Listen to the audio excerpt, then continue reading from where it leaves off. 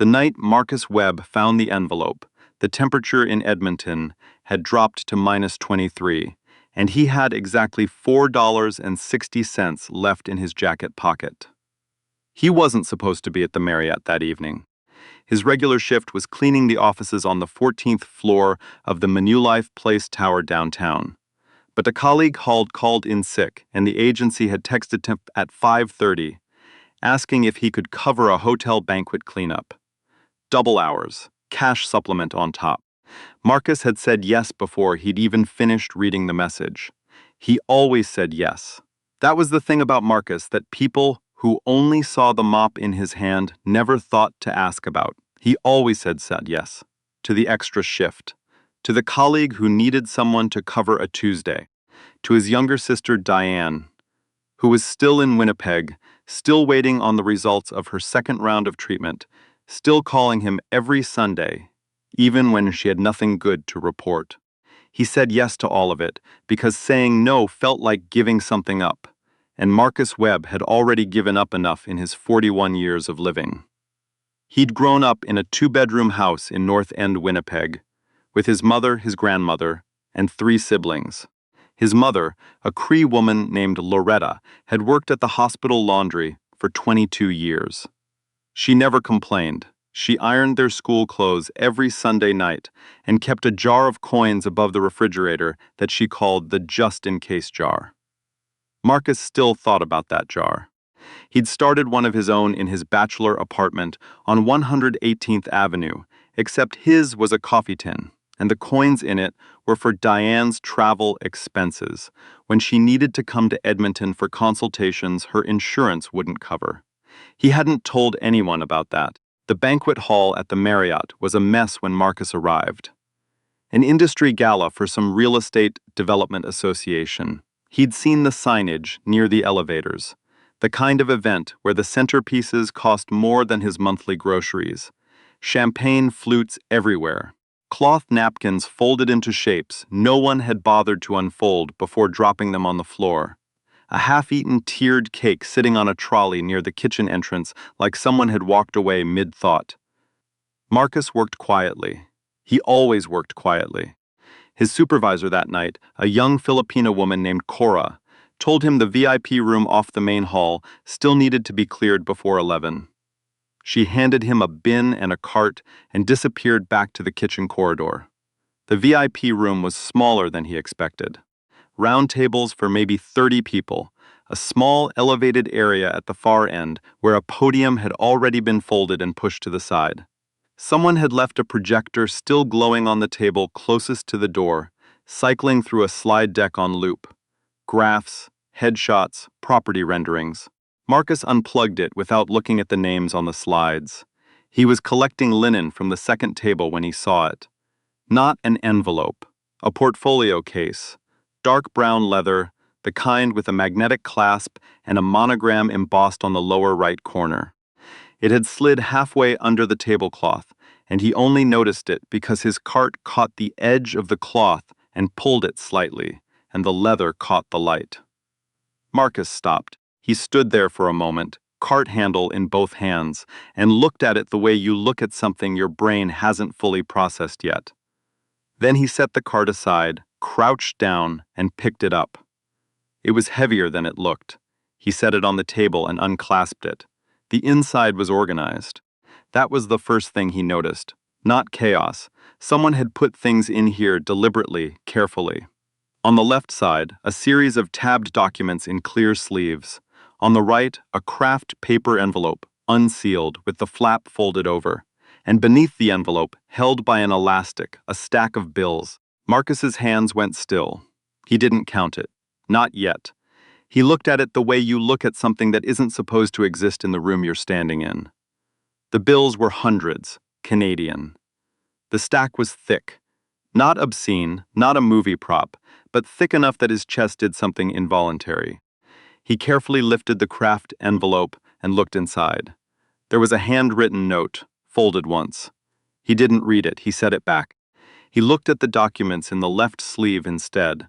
A property deed cover sheet, a corporate summary for something called Hartwell Development Group, and a business card clipped to the inside of the portfolio. Richard Hartwell, CEO, Hartwell Development Group, direct line. Marcus stood up straight. He looked around the empty room. The projector was unplugged. The door was half open. He could hear Cora somewhere in the main hall, the sound of glasses being stacked. He could smell the remnants of whatever protein had been served. Chicken, probably, with that specific catering smell of warming trays and thyme. He closed the portfolio, and then he did something that, later, people would ask him about with a specific kind of disbelief. The disbelief of people who have never truly been in that position, who imagine they would act nobly but have never had to test it, with the heat turned all the way up. Marcus Webb, who had $4.60 in his jacket pocket, who had a coffee tin on his kitchen counter with $340 saved for his sister's next trip, who had been awake since 5:30 that morning and would be awake again at 5:30 the next day. Marcus Webb put the portfolio under his arm and went to find his supervisor. Cora looked at him the way people look at you when you present them with a problem they weren't hired to solve. "I found this in the VIP room," he said. "I think it belongs to one of the guests." She looked at the portfolio, then at him. "Just leave it at the front desk." "There's cash inside," he said. "I think there's a lot of it." Cora's expression shifted slightly. Not suspicion, something closer to wariness. "Then definitely leave it at the front desk." Marcus nodded. He went to the front desk. The woman at reception was young, maybe mid-20s, professional in the way of someone performing professionalism at the end of a long shift. Her name tag said Kelsey.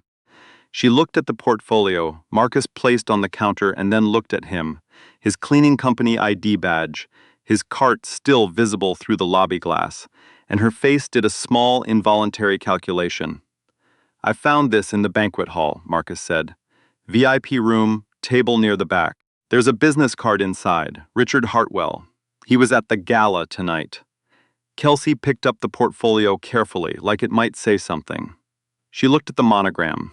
She looked at Marcus again. "Did you open it?" "Only to find identification," he said. "The card is clipped to the left side." She nodded slowly. "I'll log it and contact the guest, thank you."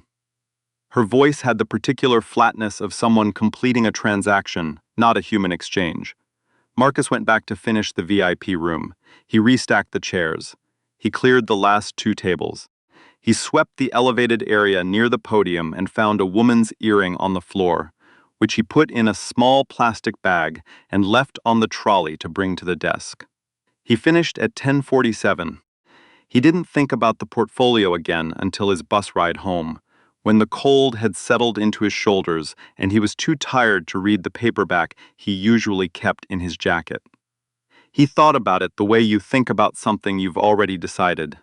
Not with regret, but with a kind of quiet inventory. He thought about what was in the envelope, the handwritten note he hadn't read. He thought about whether the number was closer to 50,000 or 200. He thought about Diane and the coffee tin, and the fact that in 11 days, her next consultation was scheduled, and she still didn't have a confirmed ride from the Greyhound station. He didn't let himself think about it for long. He got off at his stop and walked the 4 blocks home in the -23 cold, and he went to bed. Richard Hartwell called the hotel at 7:15 the next morning. By 7:45, he was in the lobby. By 8:05, he was standing in the manager's office looking at his portfolio on the desk in front of him with the expression of a man who has been bracing for bad news and received the opposite. The hotel manager, a measured man named Gerald Ossie, explained that a member of the overnight cleaning staff had found the portfolio in the VIP room and brought it to the front desk before 11. Richard Hartwell opened the portfolio. He checked the documents. He checked the envelope. He counted the bills. There were $42,000 in that stack, cash that had been intended as a private, off-the-books facilitation payment that Richard had decided at the last moment not to make, which was why it was still sitting in the portfolio and not in someone else's briefcase. He checked the note.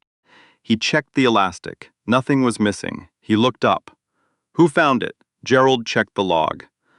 A Mr. Marcus Webb. He's with Pinnacle Facility Services, contracted through us for event cleanup. Richard Hartwell had built his company by being a precise reader of situations. He had grown up with nothing in Scarborough, had gone to Ryerson on a partial scholarship, had spent his 30s grinding through commercial real estate deals that most people called too risky and that he understood, correctly, as undervalued. He was not a sentimental man, and he was not naive about the world. He knew exactly what $42,000 in cash meant to most people. He knew what it meant when someone found that and brought it to the front desk instead. "I want to speak with him," he said. The call came to Marcus's phone at 9:20 while he was in the middle of his morning shift at Manalife Place. He didn't recognize the number. He almost didn't answer. But he stepped into the stairwell and picked up. And a woman named Sandra, who identified herself as an assistant at Hartwell Development Group, said that Mr. Richard Hartwell would like to meet with him at his convenience and asked if he would be available that afternoon. Marcus was quiet for a moment. "Can I ask what this is regarding?" "Mr. Hartwell wanted to thank you personally," Sandra said, "for something you returned to the hotel last night." Marcus looked at the wall of the stairwell, at the gray paint and the numbered floor marker. He thought about Cora saying, "Just leave it at the front desk," and Kelsey's flat transactional voice and the bus ride home in the cold. "I can do 3 o'clock," he said. "I have a shift that ends at 2:30. Sandra said 3 o'clock was perfect. The Hartwell Development Group offices were on the 22nd floor of a building on Jasper Avenue. Marcus had cleaned the lobby of this building before, different contract, years ago, but he had never been above the 4th floor. He wore the nicest thing he owned to that meeting, a dark green button-down shirt and dark jeans, with the winter boots he kept specifically for non-work occasions. He'd ironed the shirt the night before, even though he'd only gotten the call that morning, because his mother had ironed clothes on Sunday nights, and some habits live in the hands. The receptionist directed him to a glass-walled boardroom. He sat down and waited. Richard Hartwell came in 3 minutes later, and he was not what Marcus had pictured. He was shorter than the headshot on the business card had implied. Late 50s, silver at the temples, wearing a shirt with no tie, and an expression of someone who had decided, before entering the room, to mean what he said. He sat down across from Marcus, and he looked at him.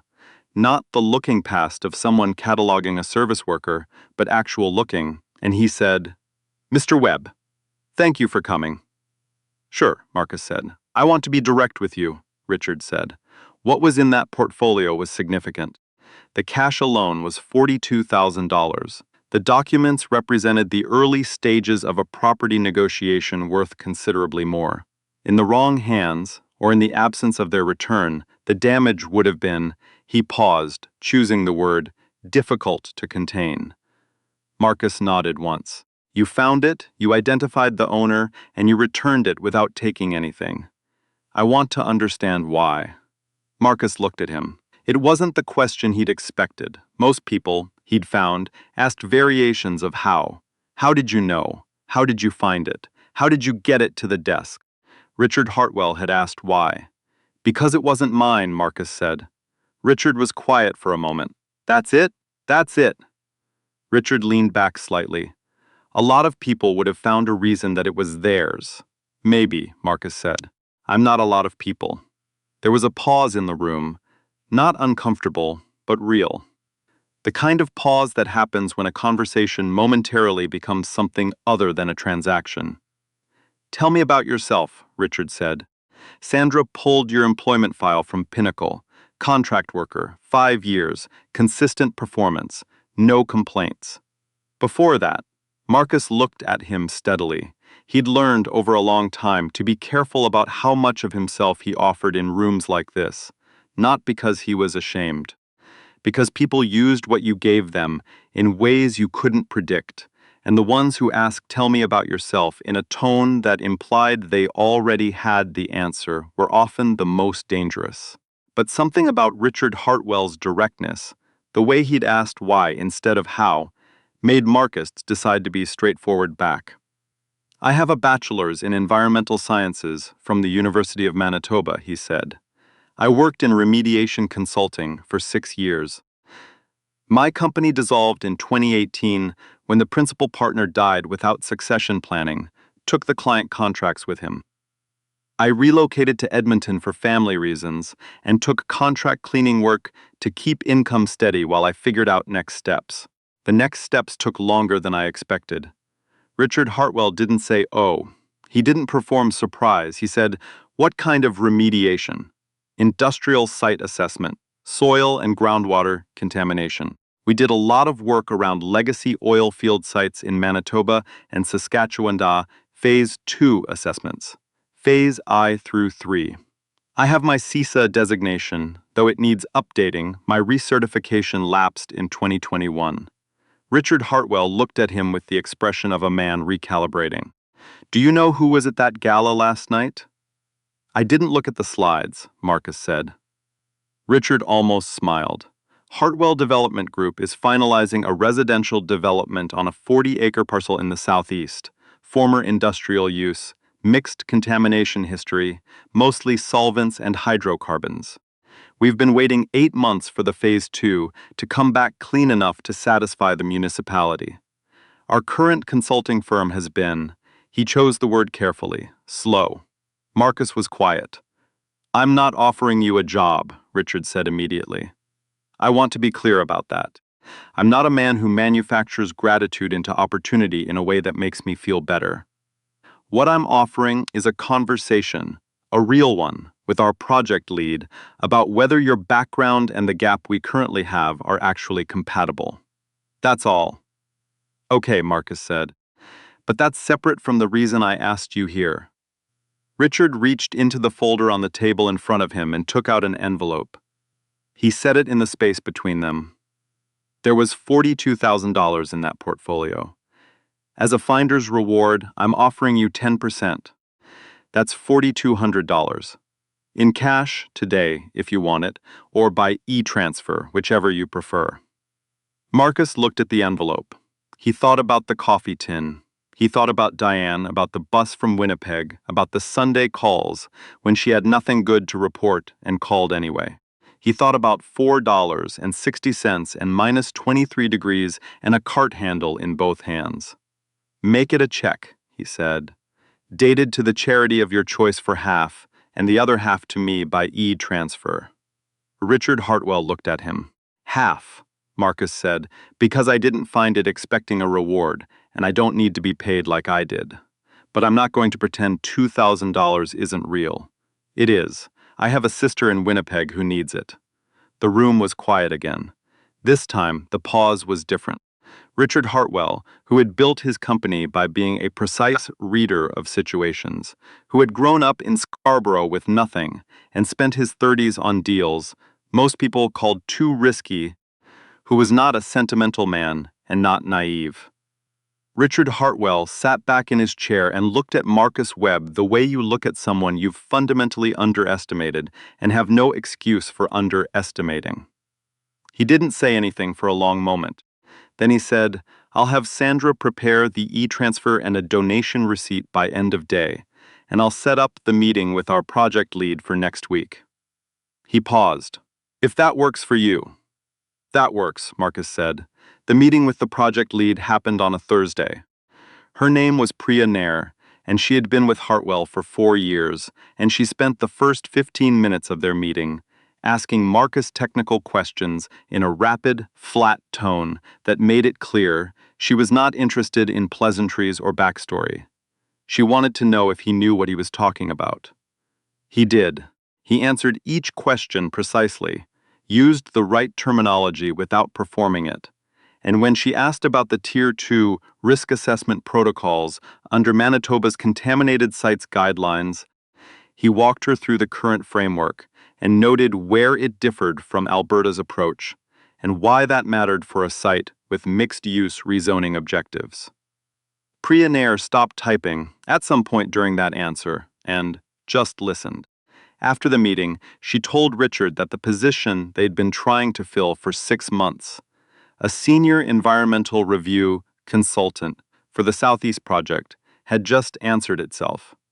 Marcus didn't quit his cleaning job the day he got the offer. He gave 3 weeks' notice, worked every shift, and on his last night cleaned the Manulife Place offices with the same thoroughness he'd brought to every other shift for 5 years. He returned the company ID badge in person. He left a card for Cora, who had covered for him twice when he'd needed to take Diane to appointments. He did not make an occasion of it. He went home, ironed the green button-down shirt again, and put it back in the closet. The coffee tin on his counter had $340 in it, plus the $2,000 from Richard Hartwell's e-transfer. He called Diane that Sunday. She picked up after 2 rings, which meant she was having a good day. "How are you?" he asked. "Better," she said, and he could hear it, the specific quality of better that meant real, not performed. "The numbers came back this week. The oncologist thinks we're looking at a real response."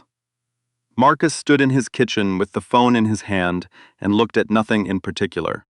"Marcus? Still here," he said. "You're being weird. I got a new job," he said. She was quiet. Then, "Like a real one?" "Yeah," he said.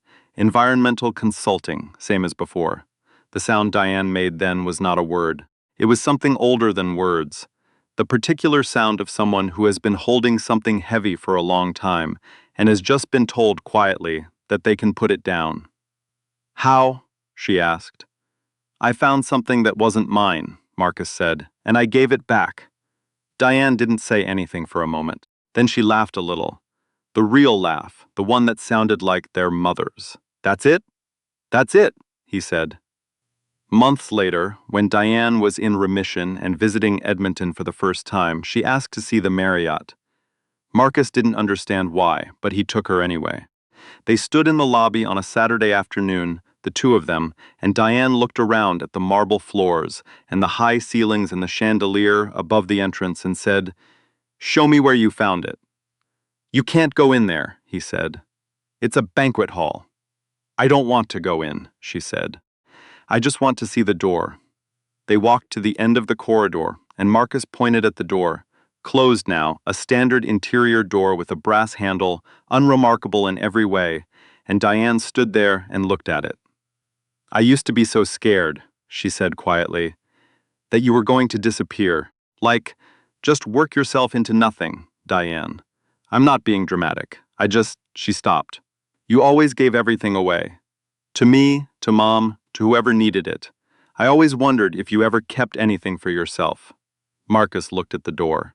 He thought about the night he'd stood in that room, the unplugged projector, the smell of catering warmth and time, the portfolio sliding into the light. He thought about what it had felt like to hold $42,000 in his hands and to know, with absolute clarity, that it was not his. He thought about Kelsey's transactional eyes and the cold bus home and the coffee tin on the counter. He thought about Billionaire stopping typing. He thought about Richard Hartwell asking why instead of how. "I kept the thing that mattered," he said. Diane looked at him. "What's that?" "Who I am," Marcus said simply. And the corridor was quiet, and the door with the brass handle reflected nothing. And somewhere behind it, a new set of tables was being set for another evening that would belong entirely to someone else.